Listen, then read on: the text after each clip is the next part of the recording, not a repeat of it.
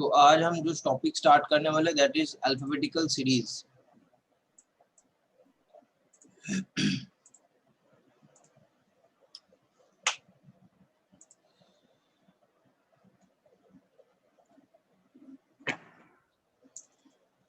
Alphabetical series और alpha numeric series. तो पहले हम कुछ कॉन्सेप्ट डिस्कस कर लेते हैं, उसके बाद हम प्रॉब्लम्स में जाएंगे। तो बेसिकली टोटल अल्फाबेट्स कितना है हम लोगों का? 26 अल्फाबेट्स है। ठीक है, तो इसको हम इक्वल दो पार्ट में डिवाइड करेंगे तो 13 करके अल्फाबेट्स आएगा। जैसे देखो A to Z हमने यहाँ पर लिखा, that is normal English alphabetical series. Normal English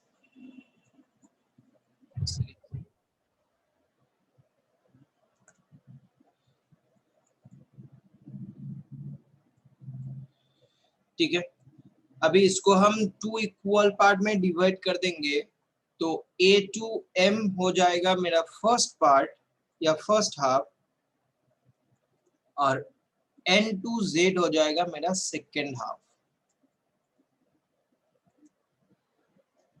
ठीक है, अभी यहाँ पर तुमको ऐसा बोल सकते हैं जैसे फर्स्ट हाफ को हम रिवर्स कर देंगे। जो फर्स्ट हाफ है, इस फर्स्ट हाफ वाला पार्ट को हम रिवर्स कर देंगे। तो फर्स्ट हाफ रिवर्स होगा तो क्या होगा सिनेरियो ना, M to N हो जाएगा, सॉरी A हो जाएगा, और सेकेंड हाफ वाला part as it is same रहेगा। अभी यहाँ पर आएगा प्लेस वैल्यू का use. Normal English alphabetical series में A का प्लेस वैल्यू कितना होता है? 1। M का कितना होता है? 13, N 14 एंड Z 26। कैसे आया ना? A से तुम पहले एक M को लिख लो, ABCDEFGHIJKLM। इसके बाद फर्स्ट अप हो गया। N to Z का जो पार्ट है एग्जैक्टली M का नीचे से N को लिखो। M का नीचे N, N के बाद क्या आएगा? NO, then P, then Q, then R, S, T, U, V, W, X, Y, Z। ठीक है, हमने यहाँ पर दो पार्ट को इक्वल पार्ट में डिवाइड किया। ठीक है, और एक का नीचे दूसरा एक अल्फाबेट्स को लिखा। तो बेसिकली यहाँ पर क्या होता है ना, A का place value is 1, M is 13, N 14, ठीक है, एंड Z इज 26 हुआ। अभी यहाँ पर एक कॉन्सेप्ट आएगा that is called EJOT concept, EJOTY। क्या है ये चीज ना? इंग्लिश अल्फाबेटिकल सीरीज में ये 5 नंबर पोजीशन में देखो E है, 10th पोजीशन में J है, O का प्लेस वैल्यू 15, T का प्लेस वैल्यू 20 एंड Y का प्लेस वैल्यू इज 25। तो बेसिकली 5 का मल्टीपल है 5, 10, 15, 20 एंड 25।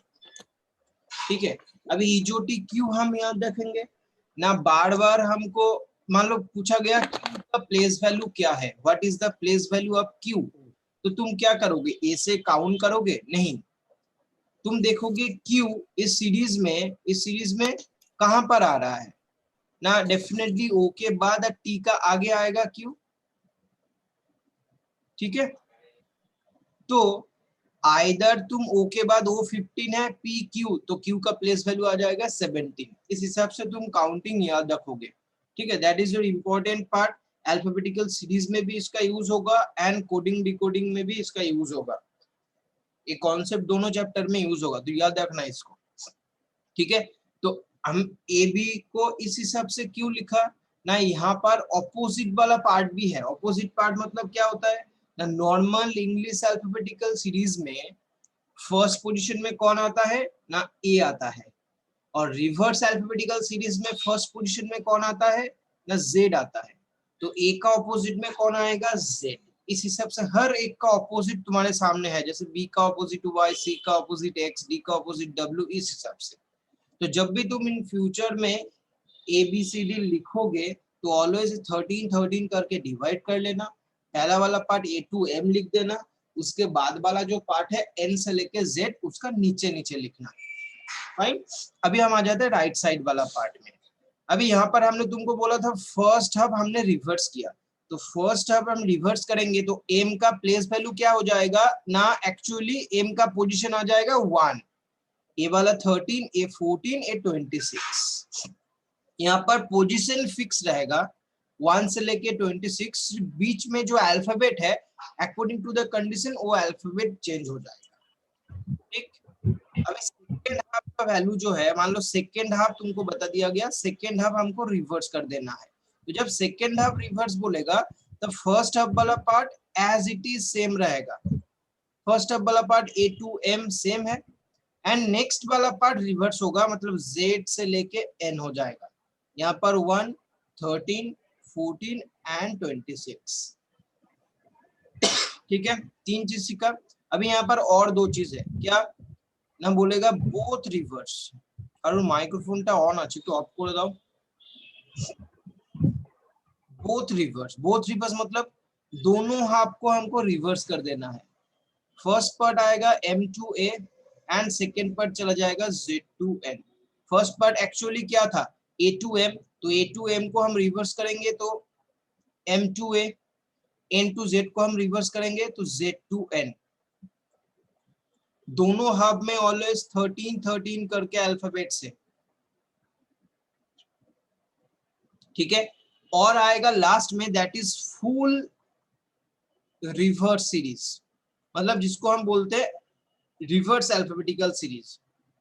क्या होगा उसमें Z2A आ जाएगा, मतलब एग्जैक्टली जो फर्स्ट वाला पार्ट था उसका रिवर्स, तो Z2N first half, M2A that is your second half. तो प्लेस वैल्यू आ जाएगा 1, 13, 14 एंड 26। ठीक है, तो एक चीज तुमको याद रखना है, मतलब क्वेश्चन में आएगा कैसे हम बाद में बताएंगे, क्वेश्चन किस हिसाब से पूछा जाएगा, जस्ट हमने शॉर्ट में बता दिया, क्यों बाद में तुमको पता चलेगा। तो याद रखो इसको, जो फर्स्ट हाफ रिवर्स बोलेगा तो पूरा सीरीज मेरा कैसा होगा, सेकेंड हाफ रिवर्स बोलेगा तो पूरा सीरीज मेरा कैसा होगा, बोथ रिवर्स बोलेगा तो क्या होगा, फुल रिवर्स बोलेगा तो क्या होगा। जस्ट बोथ रिवर्स वाला पार्ट को याद रखो। बोथ रिवर्स मतलब क्या होता है ना, दोनों हाफ को हमको रिवर्स करना है अलग अलग करके। फुल रिवर्स मतलब नॉर्मल इंग्लिश अल्फाबेटिकल जो सीरीज होता है उसका कंप्लीट रिवर्स पार्ट, मतलब Z2A वाला पार्ट। ठीक है, और यहाँ पर हमने बता दिया तुमको इजोटी फॉर्मूला, जो प्लेस वैल्यू याद करने के लिए तुमको याद रखना पड़ेगा। ठीक है, यहाँ तक कोई डाउट? तो प्लेस वैल्यू कैसे काउंट करे एक बार बताएं। प्लेस वैल्यू कैसे काउंट करे, अच्छा मान लो what is the place value of h, what is the place value of h, बताओ कैसे काउंट करोगे। तुम देखोगे h सीरीज में किसके कहां पर पोजीशन है इसका ना, E और J, डेफिनेटली इसका नियरेस्ट वैल्यू क्या होगा, J होगा। तो J का वैल्यू कितना है 10, तो H का वैल्यू कितना होगा 8। ठीक है, J का वैल्यू कितना है 10, तो H का वैल्यू क्या होगा ना 10 - 2 करना है। तुम ए से काउंट नहीं करोगे, तुम देखोगे जो अल्फाबेट का पोजीशन पूछा गया, जैसे मान लो what is the place value of V, V का पोजीशन चाहिए तुमको, V का वैल्यू चाहिए, तो V किसका नियरेस्ट है, T का नियरेस्ट है, TUV, तो T 20 है तो V कितना हो जाएगा 22। ठीक है, J 10 है तो H कितना हो जाएगा 8, इस हिसाब से। ठीक है, okay sir. Okay.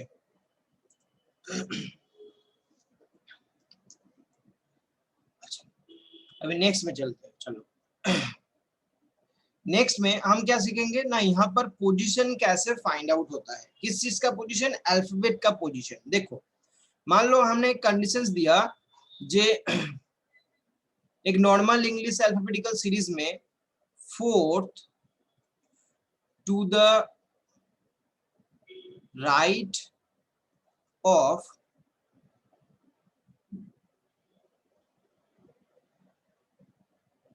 8 from your left, 4th to the right of 8 from your left। ठीक है, अभी ये जो हमने स्टेटमेंट दिया, यहाँ पर हमने पोजीशन कुछ बोला, ठीक। तो अभी 4 to the right of 8 from your left, ये जो पोजीशन आएगा फाइनल कैलकुलेट करने के बाद, इंग्लिश अल्फाबेटिकल सीरीज में उस पोजीशन में कौन सा अल्फाबेट आएगा ये तुमको फाइंड आउट करना है। इंग्लिश अल्फाबेटिकल सीरीज में इस पर्टिकुलर पोजीशन में कौन सा अल्फाबेट आएगा, इसको तुमको फाइंड आउट करना है, ठीक। तो हमको क्या बोला, 4 टू द राइट, कैसे कैलकुलेट करेंगे, देखो यहाँ पर दो पार्ट है, एक फर्स्ट पार्ट और ऑफ के बाद जो है दैट इज सेकेंड पार्ट। तुमको क्या करना है, ऑलवेज सेकेंड पार्ट से कैलकुलेट स्टार्ट करना है। हमको क्या बोला, 8 फ्रॉम लेफ्ट हैंड। तो मान लो यहाँ पर हमने लिखा, यहाँ पर हमने लिखा, हमको बता दिया गया नॉर्मल इंग्लिश अल्फाबेटिकल सीरीज, मतलब एक्सट्रीम लेफ्ट साइड में ए होता है, एक्सट्रीम राइट साइड में जेड होता है। अभी एक्सट्रीम लेफ्ट साइड ए वाला और ए वाला राइट लिख दिया। अभी लेफ्ट साइड से हमको क्या बोला, 8 फ्रॉम द लेफ्ट, तो लेफ्ट साइड से हमको आना है from the left. From left कितना पोजीशन आया, हमने 8 पोजीशन आया। अभी बोला अगेन 4 टू द राइट, ठीक है, 4 to the right, that means ये जो 8 पोजीशन में जो अल्फाबेट है इसका राइट में अभी जाना पड़ेगा, कितना पोजीशन जाना पड़ेगा, और 4 पोजीशन जाना पड़ेगा। तो ए वाला डिस्टेंस हो गया कितना, 4, तो इसका टोटल वैल्यू कितना हो जाएगा, 8 + 4 दैट इक्वल्स टू 12। पहले हमने 8 प्लेस ट्रेवल किया, उसके बाद सेम डायरेक्शन में हमने और 4 प्लेस ट्रेवल किया, तो टोटल कितना हो गया 12। कहां से हुआ 12, फ्रॉम लेफ्ट साइड से 12 हुआ। अभी देखो लेफ्ट साइड से 12 पोजीशन में कौन सा अल्फाबेट आएगा, तुम कैसे कैलकुलेट करोगे लेफ्ट साइड से 12 पोजीशन में, देखो तो J12 मतलब क्या होगा, J का नियरेस्ट होगा, तो J का प्लेस वैल्यू कितना है 10, J का प्लेस वैल्यू कितना है 10, तो 12 पोजीशन में कौन आएगा KL, तो इसके लिए आंसर आ जाएगा इसमें दैट इज L, तो इसके लिए आंसर बन जाएगा L। तो 4 to the right of 8 from your left side, कौन सा अल्फाबेट है इस पोजीशन में ना, L होगा। ठीक है, देखो तो एक वाला चीज क्लियर हुआ है या ना, क्लियर हुआ? Yes sir. अच्छा यस सर। इसको नॉर्मली हमने एक डायग्राम में ड्रॉ करके तुमको बताया। अभी एक टेक्निक हम सिखा देते हैं इसमें। मान लो कभी भी हम लेफ्ट साइड से आ रहा है, ट्रेवल करना स्टार्ट किया, तो इसको हम क्या लिखेंगे, चलो यहाँ पर लिख देते हैं। हम लेफ्ट साइड से ट्रेवल करना स्टार्ट किया तो हम यहाँ पर लिखेंगे फ्रॉम लेफ्ट। अभी हम लेफ्ट साइड से स्टार्ट किया तो कौन सा साइड में जा रहा है, किसकी तरफ जा रहा है बताओ, बोलो किसकी तरफ जा रहा है, ए मेरा लेफ्ट था, ए मेरा राइट था, तो हम लेफ्ट साइड से स्टार्ट किया तो किसकी तरफ जा रहा है, राइट की तरफ जा रहा है। राइट। दैट मीन्स हम यहाँ पर इसको ऐसे लिख सकते हैं from left that equals to 2 right. From left से हम ट्रेवल करना स्टार्ट किया तो हम सेम डायरेक्शन में ही जा रहा है, राइट की तरफ जा रहे हैं, मतलब सेम डायरेक्शन में जा रहा है, तो बोथ आर इक्वल होगा, इसलिए from left equals to 2 right लिखा। और एग्जैक्टली रिवर्स क्या होगा, हमने राइट से स्टार्ट किया तो क्या होगा from right that equals to क्या हो जाएगा, किसकी तरफ जा रहा है, टू लेफ्ट। हम राइट से स्टार्ट किया तो किसकी तरफ जा रहा है, लेफ्ट की तरफ, तो from right equals to 2 left और from left equals to 2 right. देखो तो ये चीज क्लियर हुआ है या ना। From right that equals to, left से स्टार्ट किया तो कौन सा साइड में जाएंगे, राइट में जाएंगे, तो बोथ आर सेम डायरेक्शन। और हमने राइट से स्टार्ट किया तो लेफ्ट की तरफ जाएंगे तो बोथ आर सेम डायरेक्शन है, इसलिए हमने बीच में इक्वल्स टू दिया। देखो ये चीज समझ में आया। तो अभी यहाँ पर ट्रिक देखो ना, जब सेम डायरेक्शन रहेगा तब वैल्यू को हम क्या कर देंगे, जोड़ देंगे, और जब ऑपोजिट वाला पार्ट आएगा या ऑपोजिट कंपैरिजन आएगा तब वैल्यू को हमको सब्सट्रैक्ट कर देना है। ठीक है, अभी सेम और ऑपोजिट कैसे हम फाइंड आउट करेंगे, ध्यान से देखना। अभी हमने तो यहाँ पर लिख दिया जो फ्रॉम लेफ्ट और टू राइट के बीच में कंपैरिजन होगा तो वैल्यू क्या होगा, सेम होगा। सेम मतलब हमको जोड़ना है। फ्रॉम राइट और टू लेफ्ट के बीच में कंपैरिजन होगा तो वैल्यू सेम है तो वैल्यू को जोड़ना पड़ेगा। जैसे देखो ये वाला जो प्रॉब्लम हमने दिया था तुमको, यहां पर हमने क्या लिखा था, टू द राइट, और यहां पर हमने क्या लिखा था, फ्रॉम लेफ्ट। ठीक है, तो यहां पर फ्रॉम लेफ्ट और टू राइट के साथ कंपैरिजन हुआ तो फ्रॉम लेफ्ट और टू राइट बोथ आर क्या हो गया, फ्रॉम लेफ्ट और टू राइट बोथ आर क्या हो गया, इक्वल। तो इक्वल हुआ तो हमने वैल्यू को क्या किया, इसमें सेम वैल्यू को हमने जोड़ दिया। डायरेक्शन जब सेम रहेगा तो वैल्यू को हमने जोड़ दिया तो आंसर हमको मिल गया। तो यही चीज हम यहाँ पर बोलना चाह रहे हैं, जब कंपैरिजन सेम होगा, बीच में जब इक्वल्स टू दिया है दैट मींस इन दोनों के बीच में जब कंपैरिजन आ रहा है तब वैल्यू सेम है, सेम आएगा तो वैल्यू को हम जोड़ देंगे। सेम चीज फ्रॉम राइट और टू लेफ्ट के बीच में भी जब कंपैरिजन होगा तो भी वैल्यू को जोड़ना है। ठीक, मान लो तुमको ऐसा यहाँ पर एक दिया गया J 6th to the left of 12th from your right, बताओ तो 6 to the left of 12th from your right। तो तुमको जब भी क्वेश्चंस दिया जाएगा तुम क्या चेक करोगे, जो इसमें क्या दिया, टू द लेफ्ट दिया और फ्रॉम राइट दिया, फ्रॉम राइट और टू लेफ्ट। अभी टेबल में आ जाओ, from right equals to to left, that means both are same direction. जब सेम डायरेक्शन होगा वैल्यू को हमको क्या करना है, जोड़ना है। ठीक है, दैट मींस 12 प्लस 6 हो जाएगा 18। कहां से हो जाएगा 18, फ्रॉम राइट। बस राइट साइड से तुम 18 पोजीशन काउंट कर देना, आंसर आ जाएगा। तो एक चीज बताओ जिस सीखने समझ में आया है या ना, जब सेम होगा, सेम मतलब किसके साथ किसका कंपेयर हो रहा है, वो सेम है तो वैल्यू को जोड़ना है। अभी ऑपोजिट वाला हम बताते हैं। ऑपोजिट मतलब क्या होगा, मान लो फ्रॉम लेफ्ट के साथ फ्रॉम राइट का कंपेयर हो रहा है तब ऑपोजिट, टू राइट के साथ टू लेफ्ट का कंपैरिजन हो रहा है ऑपोजिट, फ्रॉम लेफ्ट के साथ टू लेफ्ट का कंपेयर हो रहा है ऑपोजिट, टू राइट के साथ फ्रॉम राइट का कंपैरिजन हो रहा है तो ऑपोजिट। तो जो व्हाइट वाला एरो है that is denoting same directional value, और जो ब्लू वाला एरो है that is denoting opposite directional वाला वैल्यू। एग्जांपल हम देते हैं, मान लो एग्जांपल दिया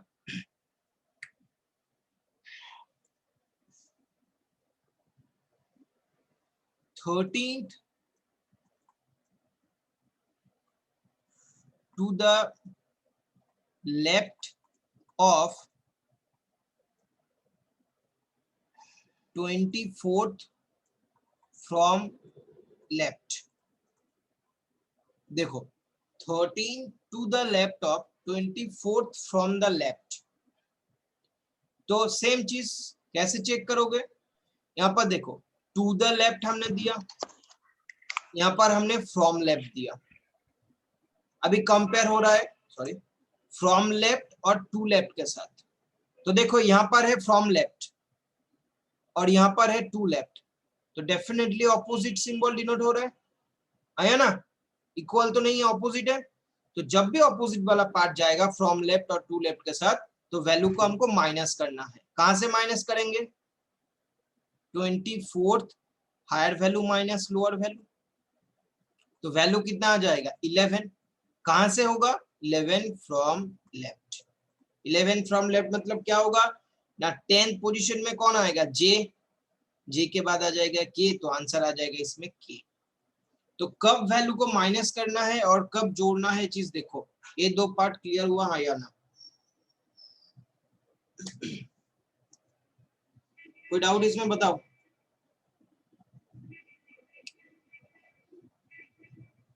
कब वैल्यू सेम हो रहा है, कब डायरेक्शन सेम हो रहा है और कब डायरेक्शन ऑपोजिट हो रहा है। স্যার बोलो, কখন লেফট করব আর কখন রাইট করব, মানে যে আপনি লিখছেন যে 11 ফ্রম লেফট, এটা আমরা কি করে বুঝবো লেফট বা রাইট? ফ্রম থেকে যে ডিরেকশনটা আছে, ঠিক আছে, ফ্রম থেকে যে ডিরেকশনটা আছে ওইটা রেসপেক্টে লিখবি। এখানে ফ্রম লেফট আছে, দেখ ফ্রম লেফট লিখেছি। Thank you sir. और कोई doubt queries?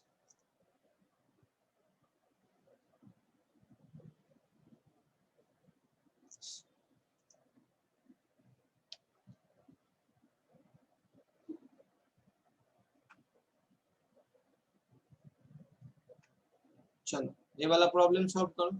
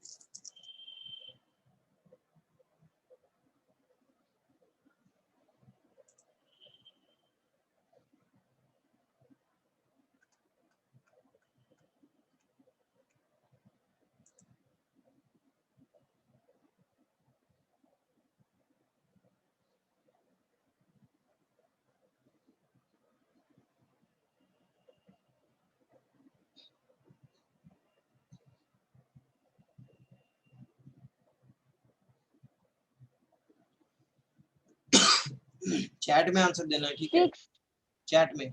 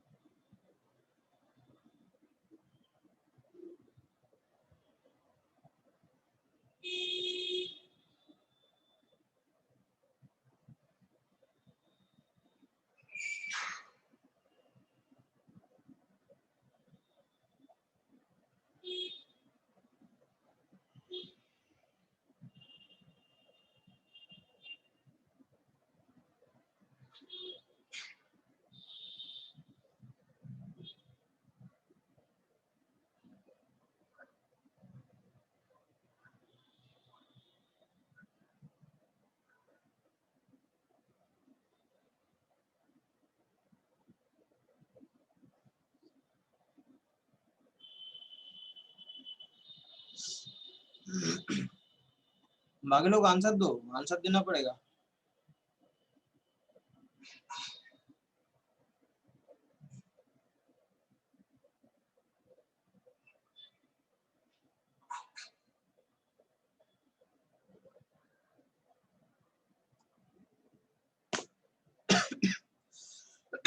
If the first 13 letter or number of the above series are written in reverse order, तो फर्स्ट 13 मतलब क्या होगा? 1 2 3 4 5 6 7 8 9 11 12 13 12 13 1 तक हो रहा है 13। तो फर्स्ट 13 को रिवर्स करना है। In the above series, which of the following should be ninth element to the left of seventh element from right? तो from right और to left, तो वैल्यू को ऐड कर देना है। 9 + 7 = 16 कहां से? फ्रॉम राइट साइड, ठीक है? ये वैल्यू आएगा। अभी काउंट कर लो राइट साइड से 16, तो यहाँ पर 1 2 3 4 5 6 7, यहाँ से यहाँ तक 7th हो चुका है। अभी हमको देखो और कितना काउंट करना है? 9, लेकिन हमको बोला गया सीरीज जो है और रिवर्स हो चुका है। दैट मींस n के बाद हम काउंटिंग कहां से करेंगे? यहाँ से d से करेंगे। तो हमको और काउंट कितना करना है? 7 के बाद 8 9 10 11 12 13 14 15 16, तो इसका आंसर आ जाएगा 9, ऑप्शन नंबर 2।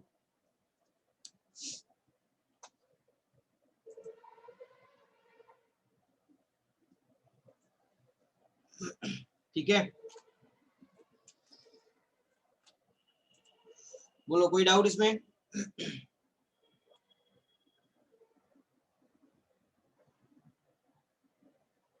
कोई डाउट?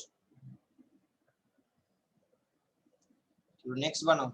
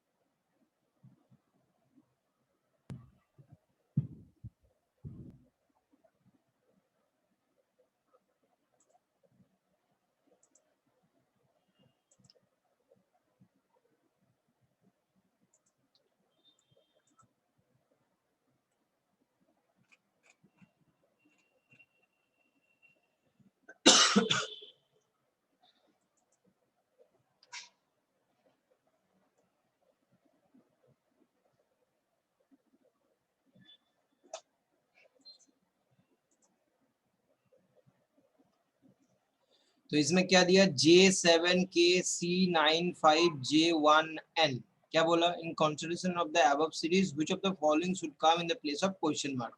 जब एक क्वेश्चन मार्क की जगह कौन सा सिंबल, कौन सा सीरीज आएगा, कौन सा पैटर्न आएगा, कौन सा पेयर आएगा, ये तुमको फाइंड आउट करना है। लेटर नंबर सीरीज जो दिया हुआ है उसी के ऊपर बेस करके, ठीक है। तो J7K सीरीज में देखो J यहाँ पर है, J to 7 जाना है तो +2, ठीक ना, J to 7 जाना है तो +2, 7 से K जाना है, दैट मीन्स 1, तो J के बाद +2 तो 7, 7 के बाद +1 तो K, तो +2 +1। नेक्स्ट वन इमीडिएट C के बाद 9, अगेन +2 देन F, तो +2 +1, ठीक है। F के बाद अगेन J1N, ठीक है, +2 +1 इसमें भी है। नेक्स्ट आएगा तो T के बाद +2 मतलब A के बाद +1 मतलब H, तो TAH आ जाएगा आंसर, ऑप्शन नंबर 3, ठीक है। सबका हुआ तो ऑप्शन 3 आया सबका, वेरी गुड।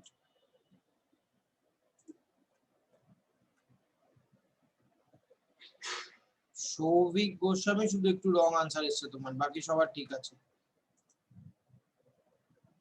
চলো নেক্সট বানাও।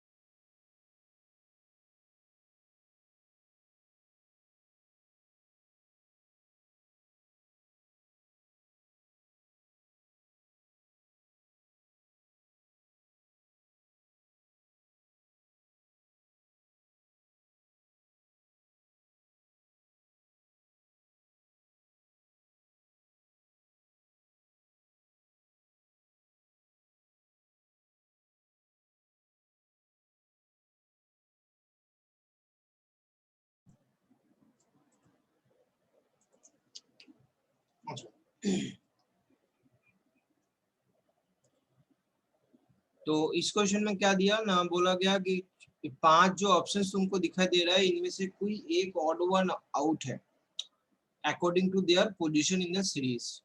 तो J7R जे 7 तो +2, 7 से तुम जब 8 जाओगे -3, तो ऑप्शन नंबर 1 में +2 -3। नेक्स्ट 9J5, 9J +2 अगेन -3, तो +2 -3, ठीक है। J9R, J9R, J2 9 -2, 9 2R +3, तो -2 +3। वैल्यू सेम है लेकिन सिंबल अलग हुआ, तो लगेगा सर अभी अभी के लिए ऑप्शन नंबर 3 आंसर हो जाएगा, लेकिन हमको बाकी पार्ट भी चेक करना है। अभी ये देखना पड़ेगा कि कोई और दूसरे जगह पर वैल्यू मेरा अलग हो रहा है हाँ या ना। TAN, TA +2 and -3, तो इसमें भी सेम हुआ +2 -3। AM6, AM6 +2 and 6 -3, +2 -3, तो इसमें ऑड वन आउट हो जाएगा J9R। नेक्स्ट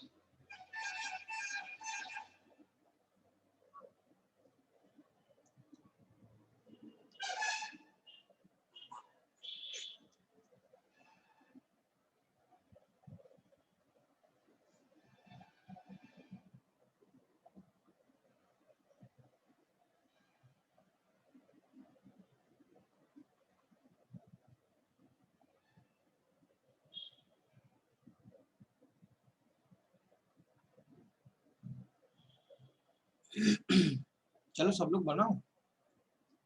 क्या बोला? 11 पोजीशंस टू द राइट और 14 पोजीशंस फ्रॉम राइट। तो 14 positions from right, 11 to the right, तो क्या होगा? माइनस होगा। 14 - 11 इक्वल्स टू थर्ड। कहां से? From right. तो थर्ड फ्रॉम द राइट मतलब एच आ जाएगा आंसर, ऑप्शन नंबर 2। सबका आया? तो ऑप्शन नंबर 2 एच। नेक्स्ट